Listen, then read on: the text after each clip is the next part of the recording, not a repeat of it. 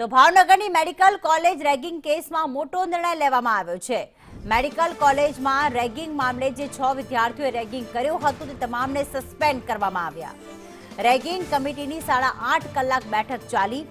એક વિદ્યાર્થીને 2 વર્ષ માટે સસ્પેન્ડ કરાયો અને દોષિતોને સાંજ સુધીમાં હોસ્ટેલ ખાલી કરવા પણ આદેશ આપવામાં આવ્યો છે।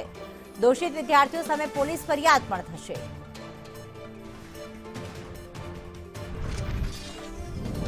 તો ભાવનગરની મેડિકલ કોલેજમાં જે પ્રથમ વર્ષના વિદ્યાર્થી છે તેમના સાથે રેગિંગ થયું હતું। કેટલાક જે સિનિયર તબીબો હોય છે તેમના દ્વારા રેગિંગ કરવામાં આવ્યું। તમામને મુર્ગા બનાવવામાં આવ્યા હતા। જો કે આ વિડીયો સામે આવતા અને પુરાવા તરીકે રજૂ કરવામાં આવ્યા અને એન્ટી રેગિંગ કમિટી જે અલગ અલગ શૈક્ષણિક સંસ્થાનોમાં હોય છે તેમણે પુરાવાના આધારે જે 6 લોકોએ જે 6 તબીબોએ તેમનું રેગિંગ કર્યું હતું તમામને સસ્પેન્ડ કર્યા છે, જેમાં એકને 2 વર્ષ માટે સસ્પેન્ડ।